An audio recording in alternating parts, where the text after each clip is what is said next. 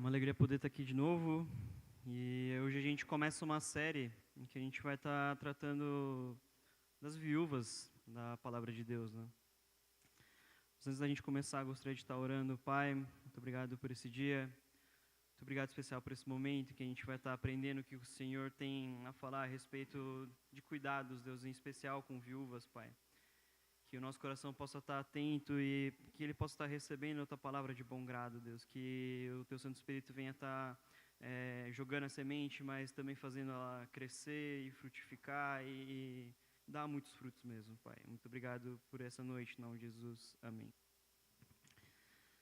Tiago 1:27. Não sei se quantos viram a chamada no Instagram. É: religião que Deus, o nosso Pai, aceita como pura e imaculada é esta: cuidar dos órfãos e das viúvas em suas dificuldades e não se deixar corromper pelo mundo. E é interessante a gente olhar esse cuidado que a palavra de Deus ela vai dar com órfãos e com viúvas, porque, na verdade, quando o Tiago ele traz essa passagem, traz essa instrução, não é algo inovador. Não é algo que veio da cabeça dele, do convívio dele, mas se a gente começa a olhar, principalmente ali dos ensinamentos de Moisés, a gente vai encontrar alguns ensinamentos muito importantes desde lá. E eu não sei quantos tiveram essa oportunidade, esse privilégio de olhar com calma alguns ensinamentos que a gente encontra no livro de Moisés. Muitos deles são a respeito de como a gente deve lidar com o outro, de como a gente deve lidar com o próximo. E pensando bastante no contexto que eles viviam, Moisés ele estava começando a trazer ensinamentos para o que um dia viria a ser um grande povo. Ali eles estavam acostumados muito com uma dinâmica de famílias nômades. Então eles iam para uma região, ficavam lá, exauriam todos os recursos, né, plantação, animais, e juntavam campamento e iam para outros lugares, né? E Moisés começa a trazer um conjunto de ensinamentos que vai estabelecer uma cultura como um todo. E não simplesmente só, tenho uma dificuldade, vou até Moisés, vou descobrir o que Deus tem por vontade. Mas não, de fato, um conjunto de ensinamentos que vai nortear aquilo que Israel deveria tomar como posição. E a gente encontra diversos ensinamentos, alguns deles a respeito, inclusive, de escravos. A Bíblia fala que um israelita, para cuidar de um escravo, deve cuidar muito bem. Inclusive, ele abre pressuposto para, se o escravo for tão bem cuidado e ele fizer uma família dentro desse senhor, dessa família que é senhor desse homem, ele pode decidir ficar com esse senhor pelo resto da vida dele. Existe um princípio também em Israel que a cada 7 anos você deve libertar um escravo. No caso daquela época era muito comum você ser escravo por dívida. E no final de 7 anos você libertaram esse escravo que foi por dívida. Isso geralmente aplicado para irmãos israelitas, né, para compatriotas que se achavam nessas condições, né. E para viúvas e órfãos não é diferente. E é interessante a gente parar para pensar, porque quando até Tiago fala, a condição de viúvas e órfãos significa que eles perderam o patriarca da família. Eles perderam a principal figura que traria sustento, que traria segurança para aquela família. E quando você perde essa principal figura, de uma certa forma a sociedade entende, naquela época, né, entendia que não vai ter alguém responsável por trazer essa provisão, por trazer essa segurança para essa família agora sem esse patriarca. Então muitos ficavam à mercê do bom grado de outras pessoas. E o que o Senhor vai falar é que em Israel é diferente. Que vocês tomem cuidado com os órfãos e as viúvas, com esses que perderam essa figura. E quando a gente vai olhar na palavra, fala que enquanto você estiver fazendo colheita, isso é uma instrução de Moisés, enquanto você estiver fazendo colheita, aquilo que você deixar cair, não pega. Deixa no chão e deixa que os estrangeiros, que os órfãos, que as viúvas entrem no seu campo recolhendo o que você deixou cair, para que eles tenham sustento. E naquela época, diferente de hoje, não tinham muitas ferramentas, não tinham muito conhecimento tecnológico para fazer com que as plantações super dessem frutos, né? Mas é aí que você começa a enxergar que Deus tem um cuidado especial com os mais vulneráveis, né? Só que, para mim, fica mais explícito ainda esse cuidado de Deus a respeito de viúvas e órfãos. Quando a gente começa a olhar a história de algumas viúvas que estão descritas na palavra de Deus. E hoje eu gostaria de compartilhar a história de Ruth. E, na verdade, não dá para falar de Ruth sem falar, na verdade, de 3 viúvas. E a história de Ruth, ela começa com uma família israelita, em que o pai, Elimeleque, casado com Noemi, com 2 filhos, eles decidem sair da região onde eles estão porque eles estão passando por uma dificuldade grande. Naquela época, Israel estava começando a se desenvolver como grupos de famílias que dominavam um lugar e ficavam lá. Já não era mais aquela cultura nômade de ficar trocando de região conforme a terra ia deixando de dar o fruto. Mas eles estavam começando a se estabelecer num lugar fixo e cuidando da terra, tendo suas criações, a agricultura. Então, o povoado onde essa família morava, Elimeleque e Noemi, os 2 filhos, começa a passar dificuldade e eles vão para um povoado vizinho chamado Moabe. E nessa cidade, nesse lugar, nesse povoado, essa família se estabelece de uma certa forma até que os filhos desse casal se casam. E quando esse tipo de coisa acontecia, era, digamos assim, uma sentença falando, não, nós vamos fazer nossa vida aqui. Porque se eles casaram com o povo de onde eles foram, para onde eles foram, eles não tinham planos de voltar. E a palavra de Deus não vai deixar muito claro como que foi esse período dessa família, né, vivendo ali em Moabe, mas a palavra de Deus vai falar que depois de um tempo, Elimeleque, o patriarca, ele morre. Mas tudo bem. Ali na cultura judaica tinha uma cultura de filhos cuidarem, filhos herdarem. Então o filho mais velho de Noemi e Elimeleque tomaria cuidado da família. Não só com a família que ele tinha, mas ele tomaria conta da viúva, da mãe. Só que a Bíblia fala que 10 anos depois de Elimeleque morrer, os 2 filhos de Noemi morrem. Então a gente já não está mais falando de uma viúva, mas agora são 3 viúvas. É uma viúva israelita e 2 moabitas. E a gente não tem muito registro histórico de como que os moabitas cuidavam de suas viúvas. Mas a gente tem um contexto de como Israel cuidava das suas viúvas, né? E depois de toda a família se desmanchar, ficar só as 3 viúvas, Noemi fica sabendo que o povoado onde ela morava passou a ser abençoado por Deus. E ela resolve voltar para o povoado dela, para a cidade dela. Interessante que ela começa a empacotar as coisas, não fica muito claro como que foi a dinâmica dessa família, mas as 2 noras dela acabam empacotando as coisas e indo em direção também para Israel. Só que depois de um certo tempo, Noemi pensa e fala, não faz sentido vocês irem comigo. É melhor vocês voltarem para o povo de vocês, para os moabitas. E é interessante, depois eu encorajo vocês a lerem toda a história de Ruth, porque são 4 capítulos, e se eu ler 4 capítulos aqui, talvez fique um pouco maçante. Mas é muito interessante porque a gente começa a enxergar que talvez a relação que essa família tinha era uma relação muito bonita, porque as noras, quando Noemi fala para elas se separarem, elas se recusam e começam a chorar.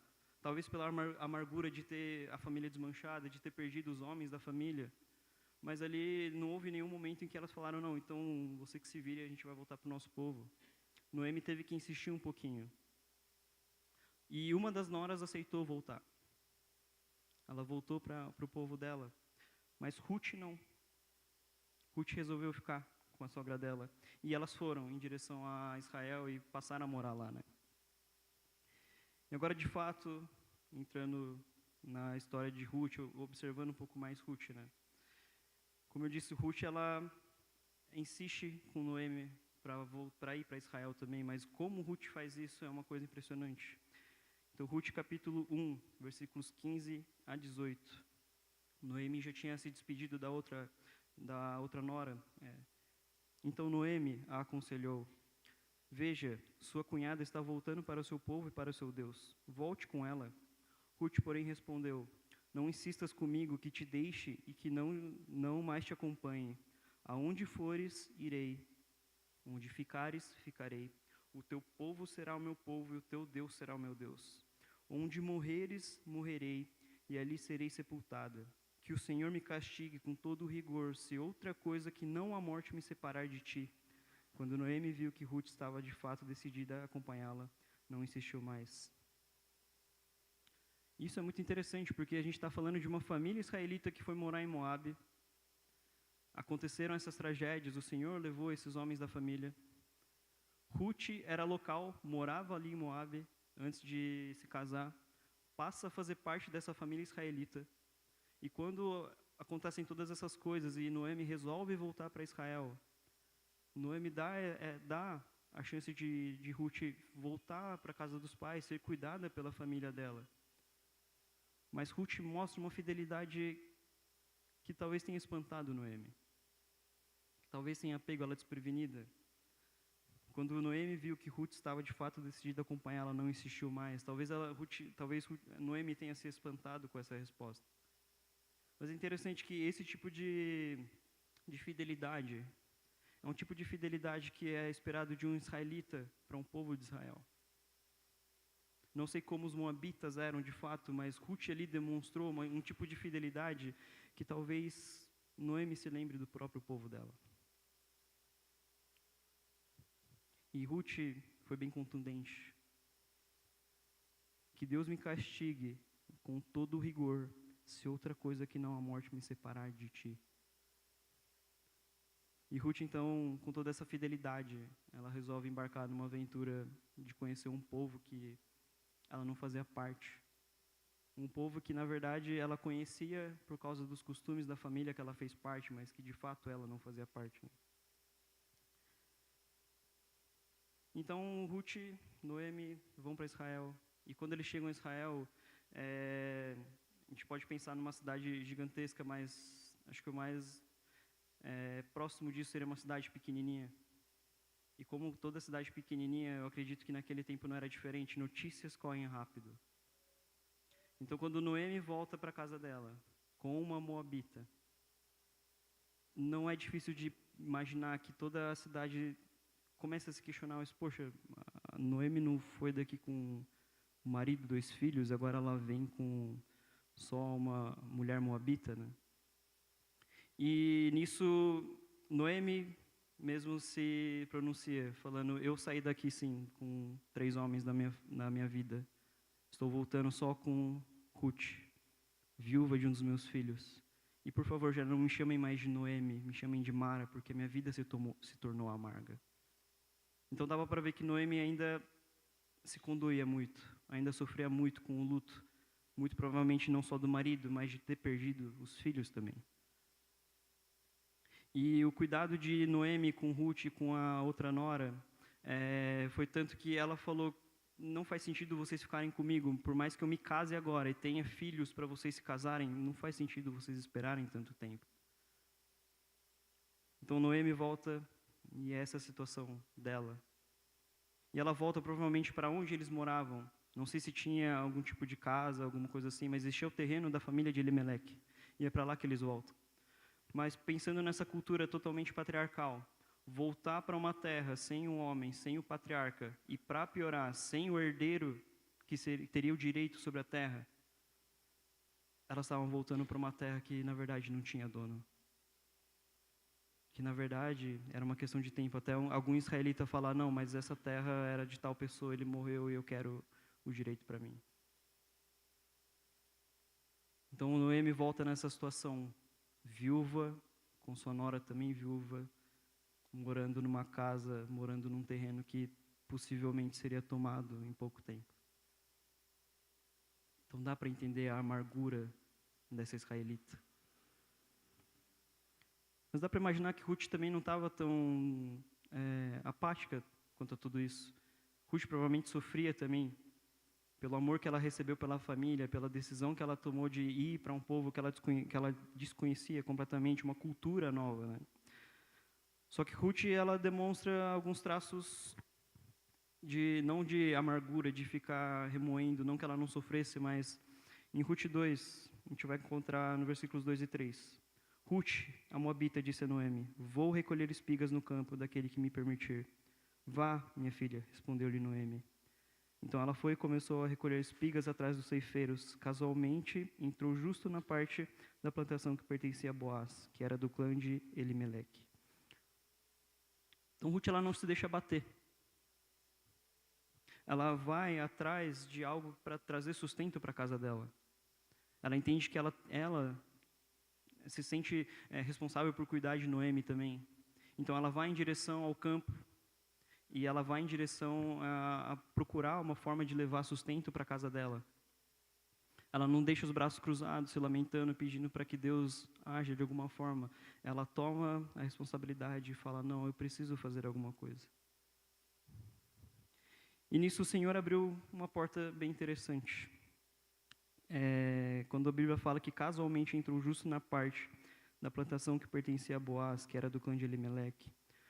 Um costume que existia no povo de Israel, e isso também foi um ensinamento que Moisés deixou para o povo, era a cultura do resgatador. E a cultura do resgatador é que alguém muito próximo da família poderia intervir numa situação dessas.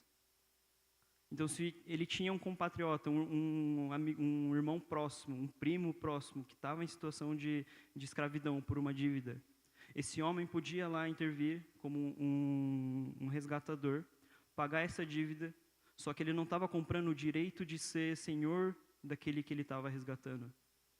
Não, ele estava tirando o dinheiro do próprio bolso, falando: não, sua dívida está paga. E com as viúvas também tinha algo desse gênero. A palavra de Deus fala que se numa família um filho ele se casa, mas morre, deixa uma viúva, é papel do filho mais novo, do irmão mais novo, se casar com essa mulher para dar continuidade à linhagem do irmão que morreu. Só que o povo de Israel expandiu um pouquinho e abriu para o caso de parentes próximos. Até porque talvez não tenham mais irmãos mais novos, mas existe essa possibilidade de um homem vir e se casar com Ruth. Só que quando ele fazia isso, o que ele deixava bem claro é que o interesse já não era mais dele, mas que ele estava fazendo isso para preservar os interesses do falecido. Então é um pouco diferente aquele que se casasse com Ruth, aquele que fosse resgatar Ruth. Não ia só pegar e tomar a porção dali que pertencia a Elimeleque. Ele ia deixar claro para todo o povo de Israel que ele estava se casando com Ruth para dar continuidade à linhagem de Elimeleque. Então, não é uma coisa tão fácil de se fazer. Você abrir mão dos seus próprios interesses para continuar os interesses de alguém que faleceu. E acontece que Boaz era um homem respeitoso e um homem rico daquele povoado. A Bíblia vai falar que casualmente Ruth entrou num campo que pertencia a Boaz, mas a gente entende que foi o Senhor abrindo essas portas. Que não foi coincidência Ruth entrar justamente na parte de um homem que poderia vir a ser resgatador da família dela. Só que o que valia a pena a gente reforçar, Ruth era moabita. Então, possivelmente, ela não fazia a menor ideia de que existia essa possibilidade. Ela simplesmente não se deixou abater pela situação dela e resolveu trabalhar, resolveu conquistar, se esforçar para trazer comida para dentro da casa dela, para cuidar da sogra dela que ela tanto amava.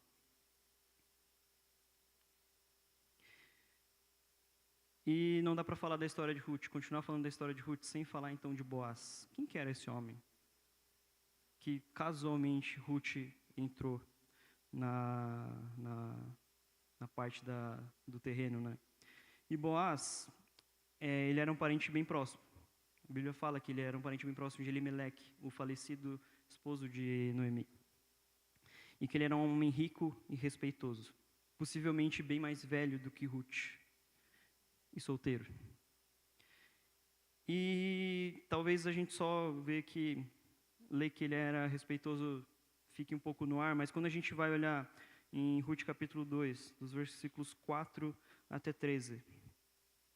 Naquele exato momento, Boaz chegou de Belém e saudou os ceifeiros. O Senhor esteja com vocês.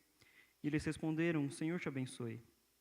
Boaz perguntou ao capataz dos ceifeiros, a quem pertence aquela moça? O capataz respondeu, é uma moabita, que voltou de Moabe com Noemi. Ela me pediu que a deixasse recolher e juntar espigas entre os feixes após os ceifeiros. Ela chegou cedo e está em pé até agora, só sentou-se um pouco no abrigo. Disse então Boaz a Ruth, ouça bem, minha filha, não vá colher noutra lavoura, nem se afaste daqui. Fique com minhas servas. Preste atenção onde os homens estão ceifando e vá atrás das moças que vão colher. Darei ordem aos rapazes que não toquem em você. Quando tiver sede, beba de águas dos potes que os rapazes encherem. Ela inclinou-se e prostrada, com o rosto em terra, exclamou, por que achei favor a seus olhos, ao ponto de o Senhor se importar comigo, uma estrangeira? Boaz respondeu, contaram-me tudo o que você tem feito por sua sogra, depois que você perdeu seu marido, como deixou seu pai, sua mãe e sua terra natal para viver com um povo que você não conhecia bem. O Senhor retribua a você o que você tem feito, que seja ricamente recompensada pelo Senhor, o Deus de Israel, sob cujas asas você veio buscar refúgio. E disse ela, continue eu a ser bem acolhida, meu Senhor. O Senhor me deu ânimo e encorajou sua serva, e eu sequer sou uma de suas servas. E aqui a gente então tem Boaz, esse homem rico, mas muito respeitoso. E que o interesse de Boaz não era simplesmente em entender quem que era essa moça que apareceu do nada e está colhendo junto com as minhas servas. Não, mas era um interesse de verdade em entender, poxa, mas o que ela está fazendo ali? Eu não conheço ela. E ali ele enxerga uma mulher que está se esforçando para trazer um pouco de cuidado para a sogra amada. Porque, de novo, naquele contexto de uma cidade pequena, difícil Boaz não ter ouvido falar de Noemi, sua parente próxima, ter voltado com uma moabita. Então ele sabia qual era o contexto, sabia qual era a dificuldade que elas estavam passando. E ao invés de ser alguém que, dono das coisas, simplesmente interessado nas produções e tem chutado Ruth, não, vai procurar em outro lugar para colher. Boaz fala, não, fique aqui comigo até que acabe a colheita. Sinta-se bem-vinda, sinta-se acolhida. Quando você sentir sede, vá beber água. E mais para frente, a gente vai encontrar que Boaz trata muito bem Ruth. Tem um momento de almoço em que ele mesmo chama Ruth para comer com eles, em que ele mesmo dá um conjunto de cereais, do que ele colheu para Ruth levar para Noemi também. Mas aqui a gente está falando de um homem que era fiel, um homem respeitoso que não só ouviu a palavra de Deus a respeito do cuidado com os órfãos e com as viúvas, e não era um homem que simplesmente aceitou, poxa, Deus falou mesmo, vou fazer aqui para essa mulher. Não, mas um homem que genuinamente entendeu que o cuidado com os mais vulneráveis era importante. E ele abre a colheita dele e fala, não, pode acompanhar o pessoal, o que você colher é seu. A gente vê um homem tão rico, mas com esse coração fiel ao Senhor, que entendeu de fato o ensinamento, o cuidado que ele precisava ter, e ele teve a oportunidade de exercer esse cuidado com Ruth. E às vezes a gente olhando só o que a palavra fala, assim, no sentido de a gente colher e deixar cair como um cuidado para os órfãos e para as viúvas, para a nossa realidade pode parecer um pouco estranho, né? Como que eu posso cuidar de órfãos e viúvas? Como eu posso ser fiel à palavra do Senhor, ao ensinamento de Deus, como Boaz foi, né? E pensando nisso, eu lembrei que na minha parentela a gente tem uma viúva. E a história é que essa mulher, ela encontrou o meu tio em uma viagem e ela é baiana. Meu tio era descendente de japonês, né? Não sei quantos conhecem o Claudião Yoshimoto. é o irmão mais novo dele. E desse encontro, dessa viagem, surgiu esse casamento, uma mulher fiel a Deus também, e nasceu uma filhinha. E pouco tempo depois ele faleceu. Então, o contexto dessa minha tia foi que ela saiu da Bahia, onde ela era bem cuidada, a família era bem cuidada. Veio para São Paulo para morar com o marido, para criar a filha, para fazer carreira aqui, e o meu tio faleceu. E seria muito fácil a nossa parentela falar, poxa, Deus te abençoe, a gente pode te ajudar a voltar para a Bahia, mas você toma o seu caminho, nós vamos tomar o nosso. Mas a postura que eu vi nos meus tios, irmãos do falecido, foi uma postura que eu admiro muito. Hoje a menininha tem mais ou menos 7 anos, eu acho. E quando o pai faleceu, ela tinha 1. Então, são 6 anos que eu tenho acompanhado esse cuidado, né? E a gente mora mais ou menos 200 quilômetros de distância. Então, não é uma viagem tão fácil de se fazer, de bate e volta, de ficar cuidando. Mas o que eu vejo na postura dos meus tios é, em nenhum momento eu ouvi eles reclamarem. Em nenhum momento eu ouvi eles falarem, nossa, que peso é. Não, eles vão com muita alegria. Eu vejo um cuidado muito grande com essa tia, com essa minha prima. E eu entendo que não é um cuidado simplesmente porque, nossa, nós vamos honrar a memória do nosso irmão falecido. Nossa, nós vamos honrar a vida dessa nossa sobrinha. Mas eu enxergo que é uma fidelidade à palavra de Deus que fala, cuidem dos órfãos e das viúvas. Talvez eu esteja falando de um contexto muito mais familiar, até parecido com o de Noemi e de Ruth, em que elas foram buscar abrigo no próprio povo. Mas o que fica forte para mim é justamente esse ensinamento de que eu preciso me mover também. De que esse cuidado com órfãos e com viúvas não é simplesmente para aqueles que têm alguém assim na parentela, mas que é um cuidado que nós precisamos ter. A gente pode não ter órfãos e viúvas no nosso contexto familiar de sangue, mas na nossa família de Deus a gente tem sim órfãos e viúvas que precisam ser cuidados.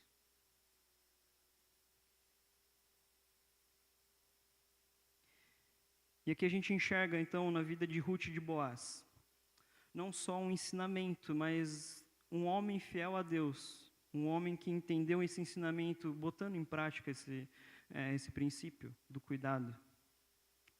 E a história continua, quando a gente vai olhar a palavra do Senhor, Ruth ela fica acompanhando a colheita até o final. E naquela época, eram alguns meses em que os homens preparavam a terra de abrir ela, de semear e tudo mais. Eram alguns meses de espera até a chuva vir, até a planta realmente nascer, crescer. E alguns meses de colheita. Então, durante esses meses em que Ruth ficou na colheita de Boaz, Boaz, inclusive, não aparenta ser um homem simplesmente de negócios, que deixa as coisas acontecerem e vai embora. Mas é um senhor presente, é um homem presente. Então, não é difícil imaginar que foram alguns meses em que Boaz e Ruth conviveram. Ruth vendo todo o cuidado que Boaz tinha com seus servos, com seus familiares. E Boaz vendo todo o empenho, toda a fidelidade de Ruth ao Senhor, à família e ao próprio Israel, que ela mal conhecia.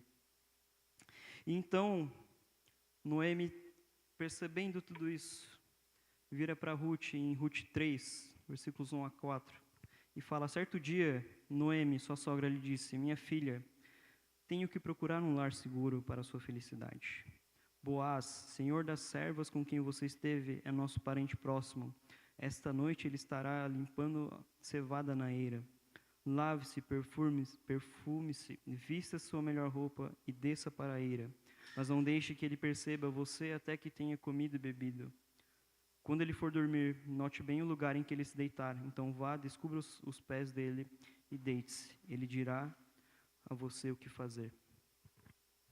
Então, algumas coisas interessantes. Noemi, quando ela fala dessa instrução para Ruth, talvez para Noemi tenha muito claro na cabeça de que esse homem com quem ela conviveu, Não só é um homem respeitoso, um homem bom, em que esse relacionamento funcionaria, mas ela entende que na cultura de Israel ele poderia ser esse resgatador. Só que talvez não fique tão claro assim para Ruth. Mas Ruth não questiona Noemi. Ela faz exatamente o que Noemi pede para ela fazer. E Noemi, ela passa a olhar tudo o que tem acontecido com outros olhos. Talvez ela já tenha passado pelo processo de luto e esteja conseguindo enxergar as portas que Deus tem aberto. E ela diz para Ruth, o que ela diz para Ruth, na verdade, é para que ela deixe bem claro para Boaz que ele poderia resgatar, poderia ser esse resgatador da família dela. Então não era se mostrar, se jogar aos braços de Boaz e falar, por favor, nos resgate, ou de uma forma oferecida falar, você poderia nos resgatar. Mas Noemi dá uma instrução de sutilmente Ruth se mostrar, se colocar num lugar onde ela é percebida. E aqui, de novo, vale muito a pena a gente lembrar, esses dois conviveram por vários meses. E a resposta de Boaz é uma resposta interessante. Ele se alegra, bebe, come, vai descansar do jeito que Noemi fala que ele vai fazer. Ruth faz exatamente o que Noemi pede para fazer. Quando Boaz se deita, ela descobre os pés e a noite vai adentro e em algum momento Boaz acorda e percebe que tem alguém ali nos pés dele. E provavelmente muito escuro ele pergunta, quem que está aqui? E Ruth se pronuncia, fala, sou eu, sua serva que tem trabalhado com você. E ela faz um pedido que para aquela cultura fazia muito sentido, mas estenda a borda do seu manto sobre mim. Que era basicamente um pedido de, seja nosso resgatador. E Boaz, ele fica um pouco, não sei se constrangido é a palavra certa, mas ele olha e fala, poxa, você poderia ter ido atrás de homens israelitas muito mais ricos e muito mais jovens do que eu. Mas eu aceito. Só que eu preciso resolver algo antes.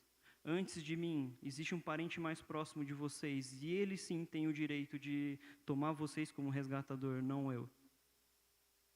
Mas faz o seguinte, volta para a casa da sua sogra, leva esses presentinhos para ela, não deixa ninguém te ver até que a gente resolva tudo isso. E então, passa a noite, Ruth vai para casa, conta tudo para Noemi, Noemi fala, ó, fica tranquila, ele vai cuidar de tudo. E Boaz, de fato, vai cuidar dessa questão. Ele vai e encontra esse parente próximo. Ele chama alguns líderes justamente para serem testemunha de que essa conversa aconteceu, de que essa decisão foi tomada. E ele vira para esse parente e fala, olha, você sabe da Noemi, né? Que voltou viúva e que, como o filho morreu, o marido morreu, a terra dela, a terra de Elimeleque está ali. Você tem o direito de ser resgatador, você gostaria? É o que o homem fala, sim, gostaria. Só que Boaz, não sei se teve essa intenção, mas ele falou só que tem o seguinte, junto com essa terra, que era por direito de um dos filhos de Elimeleque, você vai ter que resgatar Ruth, para ser fiel à palavra do Senhor, que diz que você deve manter a linhagem de Elimeleque dentro do nosso clã. E o homem vira e fala, então resgata você, porque eu não quero correr o risco de bagunçar as minhas heranças, a minha linhagem. E ali, naquele momento, diante das testemunhas, eles firmam um negócio em que esse homem, esse parente mais próximo, dá a Boaz o direito de ser resgatador da família de Ruth. Então, ele vai lá, se casa com Ruth, e eles têm um filho chamado Obed, e Obed viria a ser avô do rei Davi. E sendo avô do rei Davi, significa que Ruth faz parte de toda a linhagem de Jesus Cristo. Só que o que vale a pena a gente entender da profundidade da história de Ruth, a gente está falando de uma mulher moabita, que era viúva de um israelita. Ela não tinha o menor direito de chegar em Israel e pedir esses direitos. Esses direitos eram reservados para os israelitas.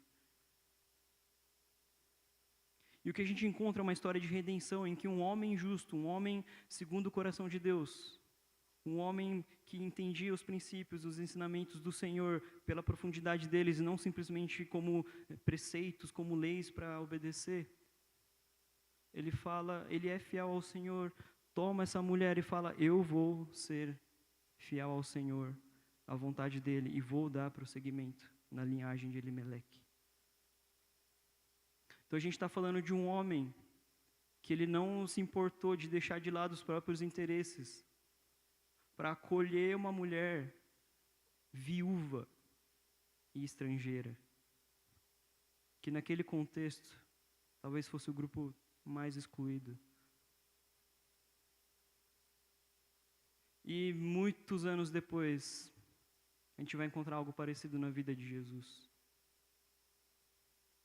E é por isso que a gente, olhando para a história de Ruth, para essa viúva estrangeira, mas fiel, e não só fiel, mas esforçada, e na vida desse homem israelita,